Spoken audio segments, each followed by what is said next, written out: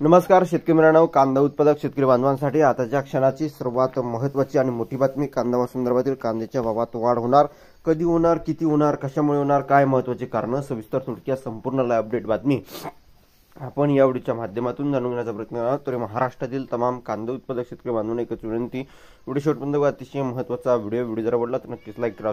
Channel नसाल तर या ठिकाणी बघितलं तर महा हवामान आपल्या YouTube चॅनलला सबस्क्राइब करून जोशाला ब्लेक म्हणजे घंटा असू नका, जेणेकरून नोटिफिकेशन तुमच्यापर्यंत पोहोचतच करू शकता।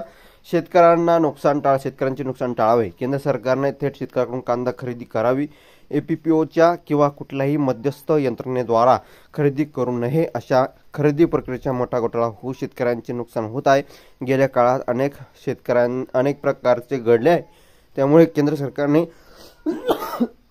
थेट कृषी उत्पन्न बाजार समितीतून शेतकऱ्यांच्या कांद्याची खरेदी करावी अशी मागणी राज्यातील कांदा उत्पादक शेतकऱ्यांनी आपल्या राज्य सरकारकडे केली होती। आणि तशाच प्रकारची महत्त्वाची अपडेट आहे। महत्त्वाची अपडेट, केंद्र सरकारने शेतकऱ्यांकडून थेट कांदा खरेदी करावी, पणन मंत्र्याची केंद्राकडे मागणी केली आहे। महाराष्ट्रातील शेतकरी मोठ्या प्रमाणात कांदा पिकाचे उत्पन्न शेतकऱ्यांकडून थेट कांदा खरेदी करावी उत्पन्न घेतात। कृषी उत्पन्न बाजार समितीतून केंद्र सरकारने शेतकऱ्यांकडून थेट कांदा खरेदी करावी अशी मागणी राज्याचे पणन मंत्री जयकुमार रावल यांनी केंद्रीय अन्न पुरवठा, अन्न व ग्राहक व्यवहार मंत्री प्रल्हाद जोशी यांच्या सोबत झालेल्या बैठकीत केली।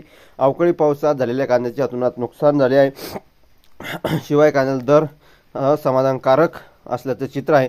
शिवाय बांगलादेशसह इतर देशात जाणारी निर्यात देखील बंद आहे, त्यामुळे बाजार समितीत 3000 रुपये क्विंटल कांदा खरेदी करावी, शिवाय अनुदान दिले पाहिजे अशी मागणीचे निवेदन महाराष्ट्र राज्य कांदा उत्पादक शेतकरी संघटनेचे पणन मंत्री जयकुमार रावल यांना दिले होते। धन्यवाद।